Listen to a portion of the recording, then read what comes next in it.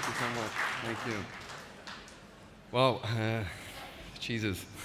Thank you very much. I'm actually really surprised because, like Shane Roach said earlier, aka Shane Ritchie, I've been following Brendan Gleeson's career since I was 16. I saw him in Juno and the Paycock, and to be in the same category as him, as well as Colin and Dylan, is quite something. But especially him, he's been a massive influence to me, and this is quite overwhelming.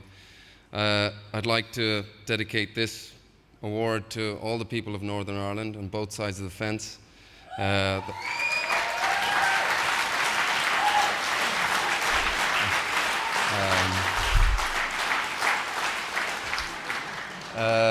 You know, the hunger strikers and the prison guards, and you know, it was just very important that we made a film that really respected the troubles up there. And thank you very much to the IFTAs. I'm very overwhelmed. Thank you.